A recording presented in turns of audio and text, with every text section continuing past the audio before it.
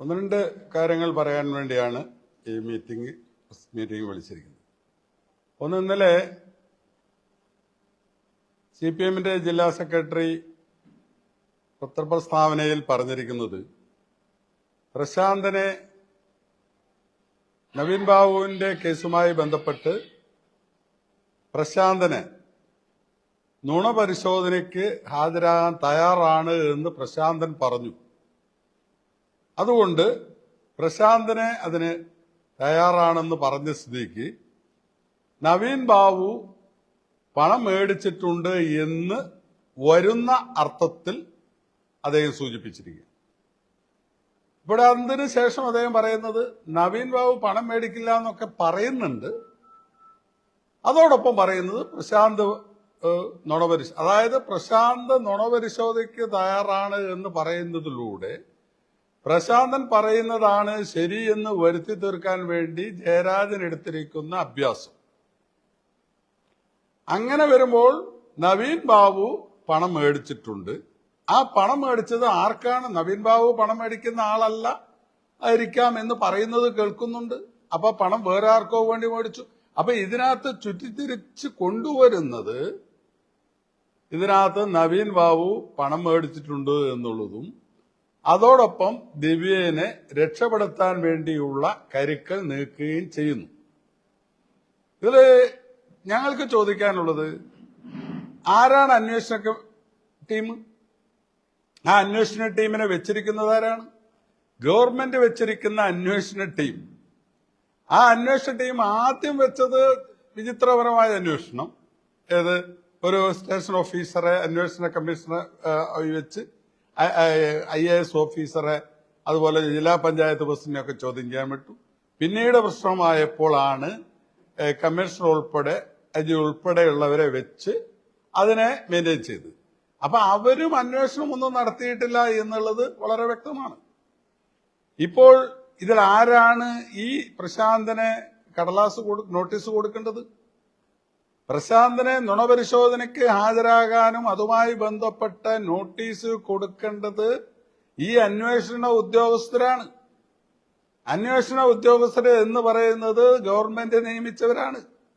അവര് പ്രശാന്തന് എന്തുകൊണ്ട് അത്തരത്തിലുള്ള ഒരു അന്വേഷണത്തിന്റെയായി ബന്ധപ്പെട്ട കടലാസ് കൊടുക്കാത്ത, ഈ നുണപരിശോധനയ്ക്ക് വേണ്ടിയുള്ള കടലാസ് കൊടുക്കാത്തത്?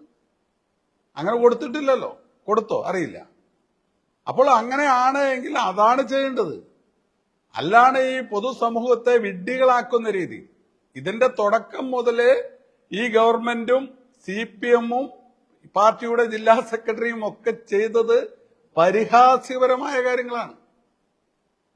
രാവിലെ നവീൻ ബാബുവിന്റെ മൃതശരീരം അവിടെ നിന്നും പോസ്റ്റ്മോർട്ടത്തിന് കൊണ്ടുപോകുന്ന ഇൻക്വസ്റ്റ് നടക്കുന്ന സമയത്തോ പോസ്റ്റ്മോർട്ടം കൊണ്ടുപോകുന്ന സമയത്തോ ഒന്നും അവിടെ മറ്റ് പൊതുപ്രവർത്തകരൊക്കെ എത്തിയിട്ടും CPM-ന്റെ ഒരു നേതാക്കന്മാർ പോലും അവിടെ എത്തിയിട്ടില്ല. പക്ഷേ രാത്രിയിൽ അവിടെ നിന്നും ഈ മൃതശരീരം പത്തനംതിട്ടയിലേക്ക് കൊണ്ടുപോകുമ്പോൾ അതിൽ അദ്ദേഹം കയറിയിരുന്ന് CPM-ന്റെ ജില്ലാ സെക്രട്ടറി കയറിയിരുന്ന് കാര്യങ്ങളെ നിയന്ത്രിച്ച് കൊണ്ടുപോകുന്ന കാഴ്ചയാണ് നമ്മൾ കണ്ടത്. ആദ്യം മുതലേ ഇതിന് ദുരൂഹതകളാണ് നിറഞ്ഞു നിൽക്കുന്നത്. അപ്പോൾ ഇതിനകത്ത് വ്യക്തമായ ഒരു അന്വേഷണം നടത്തണം, CBI അന്വേഷണം വേണമെന്ന് അത് ഈ നവീൻ ബാബുവിന്റെ കുടുംബം ആവശ്യപ്പെടുന്നത് അതുകൊണ്ടാണ്. ഇപ്പോ പ്രശാന്ത് ബാബു എഴുതിയ കത്ത്, അതിനെക്കുറിച്ചൊക്കെ എന്താ പറയാത്ത? അല്ലെങ്കിൽ പ്രശാന്ത് ബാബു നുണപരിശോധനയ്ക്ക് ഹാജരാകാൻ പ്രശാന്ത് ബാബു വല്ല ക്ലിയർ ആണ് എന്ന് MV ജയരാജൻ പറയുമ്പോൾ ഞങ്ങൾക്ക് ചോദിക്കാനുള്ളത്, ഈ 10-ാം തീയതി എഴുതി എന്ന് പറയുന്ന കത്തിന്റെ ഉറവിടം ആരാണ്? ആരാണ് കത്ത് എഴുതിയത്? 10-ാം തീയതി എഴുതിയ കത്ത് ആരുടെയാണ്? ADM ആയിരുന്ന നവീൻ ബാബു എന്ന് പറഞ്ഞുകൊണ്ടാണ് കത്ത് എഴുതിയത്. 10-ാം തീയതി ADM ആണ് നവീൻ ബാബു, ADM ആയിരുന്നല്ല. അപ്പോൾ കത്ത് എഴുതിയത് 14-ാം തീയതി മരിച്ച ദിവസമാണ് എന്നുള്ളത് ഇത് ഉറപ്പായിരിക്കുകയാണ്. അതോടൊപ്പം 2 ഒപ്പുകൾ, ഇദ്ദേഹത്തിന്റെ പ്രശാന്തന്റെ 2 ഒപ്പാട് വന്നിരിക്കുകയാണ്. അപ്പൊ ഇതിനകത്തൊക്കെ കൃത്യമായി പ്രശാന്തൻ പറയുന്നത് മുഴുവൻ പച്ചക്കള്ളമാണ്, എനിക്ക് 2 ഒപ്പ് ഉണ്ട് എന്നൊക്കെ ഒരാൾ പറയുന്നു. അപ്പൊ ഇതിനെക്കുറിച്ചൊന്നും ഒരു അന്വേഷണവുമില്ല, ഒന്നുമില്ല. പ്രശാന്തൻ നുണപരിശോധനയ്ക്ക് ഹാജരാകാൻ തയ്യാറാണ് എന്ന് പറഞ്ഞ് അദ്ദേഹത്തിനെ രക്ഷിക്കുന്ന സമീപനം. എന്തിനാണ് രക്ഷിക്കുന്നത്?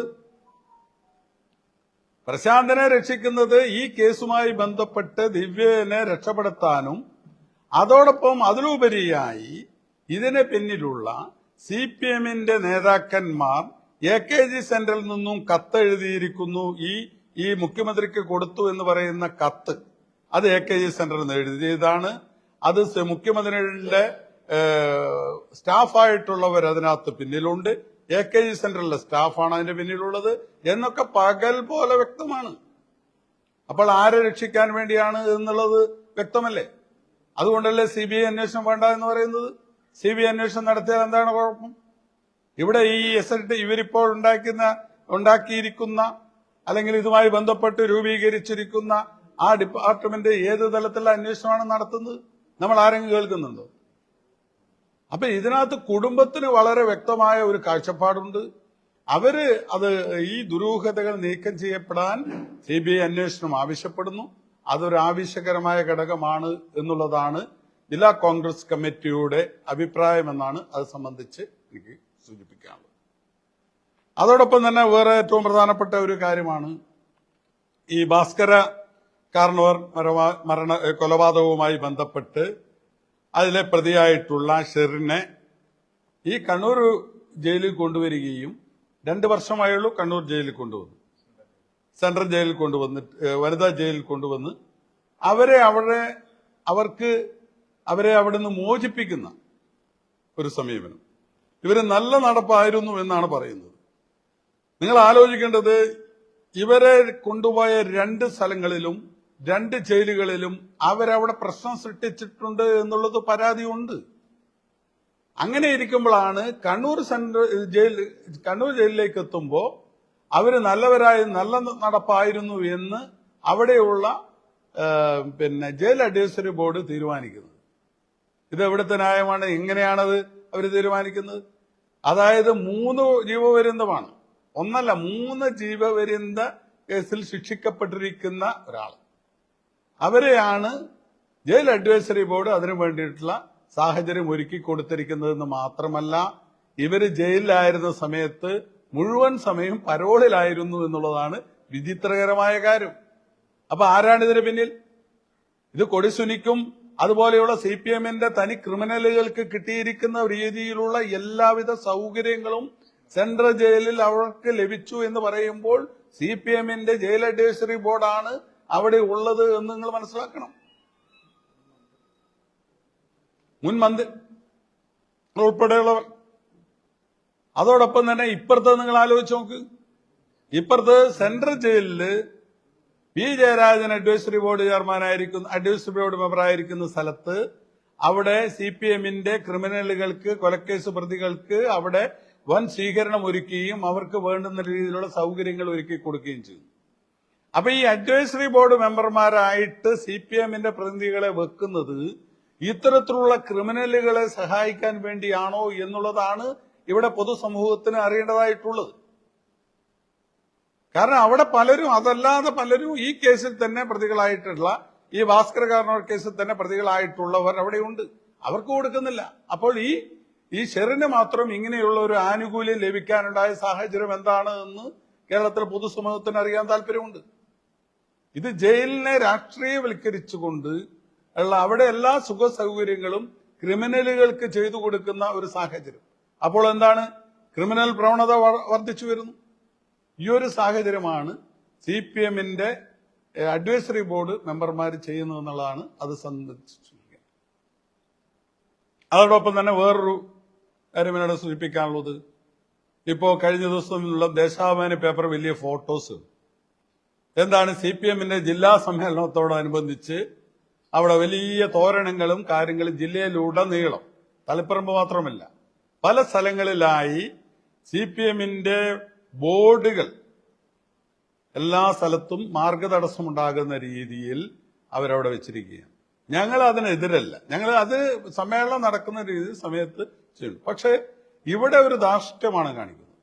ഇപ്പോൾ പിണറായിലൊക്കെ നടന്നത് കണ്ടു. കോടതി ഇടപെടേണ്ട ഒരു സാഹചര്യം അവിടെ വന്നിരിക്കുകയാണ്. അപ്പോൾ അതിന്റെ ഒരു കോടതി വിധി ഉണ്ട് എങ്കിൽ അത് എല്ലാവർക്കും ഒരേപോലെ ബാധകമാവുന്ന രീതിയിലാണ് അത് കൈകാര്യം ചെയ്യേണ്ടത്. അല്ലാതെ ഞങ്ങൾക്ക് മാത്രം എന്തുമാകാം. കോൺഗ്രസിന്റെ വെക്കുന്ന ഉടനെ അവിടെ വന്ന് അതുമായി ബന്ധപ്പെട്ട് സാധനങ്ങളൊക്കെ എടുത്തുകൊണ്ട് പോകും. മറ്റു പാർട്ടികൾക്കൊന്നും പറ്റില്ല. ഞങ്ങൾക്ക് ഏത് സമ്മേളനവും എങ്ങനെയും ഏത് രീതിയിലും നടത്താമെന്നുള്ള ആ രീതിയിലുള്ള ഒരു രാഷ്ട്രത്തിന്റെ ഒരു ഇത് നമ്മൾ ഇവിടെ കാണുകയാണ്. കോടതി വിധി ഉണ്ട് എങ്കിൽ അതെല്ലാവരും ഒരേപോലെ അംഗീകരിക്കപ്പെടണം. അതിന് ജീവനക്കാര് ആ രീതിയിൽ തന്നെയുള്ള സമീപനം എടുക്കണം എന്നുള്ളതാണ് ഇത് സംബന്ധിച്ച് എനിക്ക് സൂചിപ്പിക്കാനുള്ളത്.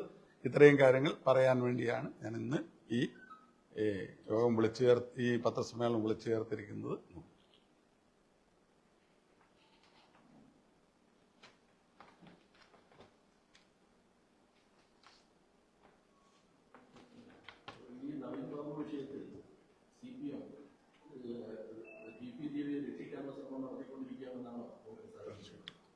അത് തീർച്ചയായും ഉറപ്പല്ലേ? കാരണം ദിവ്യയുമായി ബന്ധപ്പെട്ട ഒരുപാട് വിഷയങ്ങൾ ഇവിടെ ഉന്നയിക്കപ്പെട്ടിട്ടുണ്ട്. അതിനകത്തൊന്നും CPM-ന്റെ നേതൃത്വം ഒരാളും ഒരക്ഷരം പറഞ്ഞിട്ടില്ലല്ലോ. ദിവ്യയുടെ തന്നെ കൃത്യമായ മറുപടി വന്നിട്ടില്ല. കൃത്യമായ തെളിവുകൾ സഹിതമാണ് ഇവിടെ ഹാജരാക്കിയിരിക്കുന്നത്. പക്ഷെ അതിലൊന്നും ഇതിലെ സംരക്ഷിക്കുന്ന സമീപനം തന്നെയാണ് CPM സ്വീകരിച്ചുകൊണ്ടിരിക്കുന്നത്. ആദ്യം മുതലേ CPM സ്വീകരിച്ച അത് തന്നെയാണ്. ഒരു സംശയവും അതിനകത്തില്ല. കാരണം എല്ലാവർക്കും വ്യക്തമാണത്. അപ്പൊ അവരെ ഈ ജയിലിൽ കൊണ്ടാക്കുന്നതും ജയിലിൽ സ്വീകരിക്കുന്നതും അതിനുവേണ്ടിയുള്ള നിലപാട് സ്വീകരിക്കുന്നതും അവർക്ക് വേണ്ടിയുള്ള വക്കീലിനെ വെച്ചിരിക്കുന്നത് CPM-ന്റെ ക്രിമിനൽ കേസുകൾ വാദിക്കുന്ന വക്കീലാണ്. എല്ലാം CPM ആ സമയത്ത് അവരെ സംരക്ഷിക്കുന്ന സമീപനം തന്നെയാണ് എടുത്തിരിക്കുന്നത്. അതുകൊണ്ട് തന്നെയാണ് CBI അന്വേഷണം വേണ്ടെന്ന് പറയുന്നതും എല്ലാം അതുകൊണ്ട് തന്നെയാണ്. ദിവ്യ മാത്രമല്ല, ദിവ്യയുടെ ഒപ്പം തന്നെ മറ്റു പല നേതാക്കന്മാരും അതിനകത്ത് കുടുങ്ങുമെന്നുള്ളത് കൊണ്ട് തന്നെയാണ് ഇതിനകത്ത് ഉന്നതരായ നേതാക്കന്മാർ, ചെറിയതൊന്നുമല്ല, വലിയ വലിയ മീനുകൾ അതിനകത്ത് കുടുങ്ങും എന്നുള്ളത് തന്നെയാണ് ഇതിനകത്ത് നമുക്ക് ഈ ദിവ്യനെയും രക്ഷിക്കാൻ വേണ്ടിയുള്ള മാർഗം.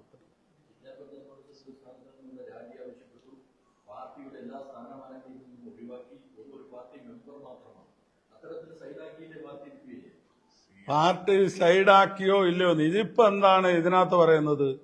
അത് ദിവ്യനെ രക്ഷപ്പെടുത്തുന്നതോടൊപ്പം തന്നെ ദിവ്യ അതിനകത്ത് പാർട്ടി സൈഡാക്കി പാർട്ടിയിലെ പരിപാടികൾക്ക് ഈ സൈഡാക്കുന്നത് എത്ര പേരെ സൈഡാക്കിയിട്ടുണ്ട്. ഇവിടെ P ശശിനെ സൈഡാക്കിയില്ലേ? എവിടെ എത്തി? എങ്ങനെ സൈഡാക്കി? എന്താ വിഷയം എന്ന് ഞാൻ പറയേണ്ട ആവശ്യമില്ലല്ലോ. ഇവിടെ പാലക്കാട് ശശിനെ സൈഡാക്കിയില്ലേ? KTDCന്റെ ചെയർമാനാക്കിയിട്ടില്ലേ? ആ സൈഡാക്കിയ ആളെ എത്ര പേരെ സൈഡാക്കിയിട്ട് എത്ര പേരെ തിരിച്ചു കൊണ്ടുവന്നു? സൈഡാക്കിയതിനേക്കാളും എങ്ങനെ സൈഡാക്കുന്നോ അതിന്റെ 10 ഇരട്ടി വേഗതയിലാണ് അവരെയൊക്കെ കൊണ്ട് അതിന്റെ ഉന്നതമായ പോസ്റ്റുകളിൽ അവർ നേരത്തെ ഇരുന്നതിനേക്കാളും വലിയ പോസ്റ്റുകളിൽ അവരെ കൊണ്ട് ഇരുത്തുന്നത്. പിന്നെ എന്തിനു സൈഡാക്കണം? ആരുടെ കണിപ്പൊടിയിലാണ് സൈഡാക്കുന്നത്? ഇത് ഈ കേസിലെ പ്രതി ഇപ്പം ഏത് കേസ് നടന്നാലും എന്താണ് പറയുന്നത്? ഇവിടെ ശരത്ലാലിനും കൃപേഷിന്റെ കേസ് കൊലപാതകം നടന്നപ്പോൾ ഞങ്ങളെല്ലാ പ്രതികള് ഞങ്ങൾ അതിനെ തള്ളി പറയുന്നു എന്ന് പറഞ്ഞാൽ അതിലെ പ്രതികൾ യഥാർത്ഥ പ്രതികൾ ആരാന്ന് തെളിയിക്കപ്പെട്ടിട്ടില്ലേ? അവരെ സന്ദർശിക്കും, അവർക്ക് വേണ്ട സംരക്ഷണം കൊടുക്കുന്ന ആരാണ്? TP ചന്ദ്രൻ കേസിലെ പ്രതികളെ ആരാണ് സംരക്ഷിക്കുന്നത്? അവർക്ക് വേണ്ട എല്ലാവിധ സഹായം ചെയ്തു കൊടുത്ത ആരാണ്? പെരിയ കേസിൽ എത്ര കോടി രൂപ ഗവൺമെന്റിന് നഷ്ടം വന്നിട്ടുണ്ട്?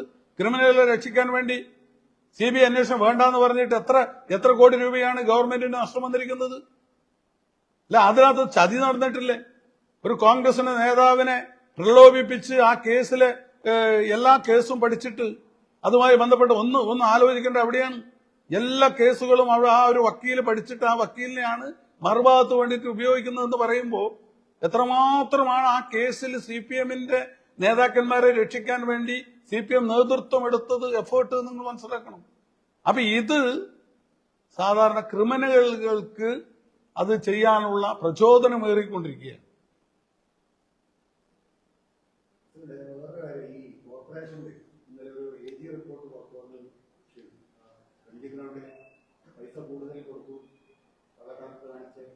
ഞാൻ ഇന്നലെ കൗൺസിൽ യോഗത്തിന്റെ എന്താന്നുള്ള കാര്യം എനിക്കറിയില്ല. അത് പഠിച്ചിട്ട് പറയാം. കാരണം ഞാനൊരു കൗൺസിലർ കൂടിയാണ്. ഞാൻ അന്ന് ആ യോഗത്തിൽ എനിക്ക് യോഗത്തിൽ പോകാൻ പറ്റിയിട്ടില്ല. അതിനകത്ത് ഒരു രീതിയിലുള്ള ഇടപെടലുകളും മറ്റുള്ള രീതിയിലുള്ള ഇടപെടലുകൾ ഒരിക്കലും അതിനകത്തുണ്ട്. അത് രാഷ്ട്രീയപരമായ കാര്യങ്ങൾ തന്നെയാണ്. ഇത് കുറെ കാലമായി ജയരാജൻ മുൻ മേയർക്കെതിരെ മറ്റും ഇങ്ങനെ പറഞ്ഞുകൊണ്ടിരിക്കുന്നല്ലാണ്ട് അല്ല ഒന്നുമില്ല. അതിനകത്ത് കൃത്യമായി അങ്ങനെയാണ് മറ്റു നടപടിയിലേക്ക് പോകാലോ. ഇത് വെറുതെ ഇങ്ങനെ പുകമറ സൃഷ്ടിച്ചുകൊണ്ട് ഇരിക്കുന്ന ഒരു സമീപനം ഇതിപ്പോ അല്ല. ഈ കോർപ്പറേഷൻ വന്നപ്പോൾ മുതൽ, കോർപ്പറേഷൻ വന്ന അന്ന് മുതൽ ഓരോരോ ആരോപണങ്ങൾ കൊണ്ടുവരുന്നു എന്നുള്ളതല്ലാതെ അതിനകത്ത് യാതൊരുവിധ കാര്യങ്ങളും ഇല്ല എന്നുള്ളത് തന്നെയാണ് ഞാൻ മനസ്സിലാക്കിയിട്ടുള്ളത്. ഉണ്ടെങ്കിൽ അതിൻ്റെതായ വഴിക്ക് അത് പോകും. മറ്റു കാര്യങ്ങളൊക്കെ അല്ല, അത് ഞാൻ പറഞ്ഞല്ലോ, ഞാൻ അതിനകത്ത് PK രാഗേഷോ ഇന്ന വേറെ ആരോ എന്നുള്ളതൊന്നും അവിടെ ഞാൻ ബന്ധപ്പെട്ട വിഷയങ്ങളാണ്. അത് ഞാനോ നിങ്ങളോ ആരും വിചാരിച്ചാൽ മായ്ച്ചു കളയാൻ പറ്റുന്ന കാര്യങ്ങളല്ല. എല്ലാം റെക്കോർഡിക്കലായിട്ടുള്ള കാര്യങ്ങളാണ്. അത് അതിൻ്റെതായ വഴിക്ക് അത് പോകുമെന്ന കാര്യത്തിൽ യാതൊരു സംശയവുമില്ല. അല്ല, അദ്ദേഹം എന്താ അദ്ദേഹത്തിന്റെ നിങ്ങൾക്ക് തന്നെ അറിയുന്ന കാര്യമാണ് എന്താണ് ഏതാ. ആ വിഷയത്തിലേക്ക് ഞാനില്ല. കാരണം നിങ്ങൾ പറയുന്ന കാര്യങ്ങൾ നിങ്ങൾക്ക് തന്നെ കൃത്യമായ ധാരണയുണ്ട്. അതുമായി ബന്ധപ്പെട്ട് എന്തൊക്കെയാണ് എന്ന് നിങ്ങൾക്ക് തന്നെ അറിയുന്ന കാര്യമാണ്. അത് എന്നെ കൊണ്ട് വെറുതെ നിങ്ങൾ ഓരോരുത്തരുടെ പേര് പറഞ്ഞിട്ട് പറയിപ്പിക്കേണ്ട ആവശ്യമില്ല.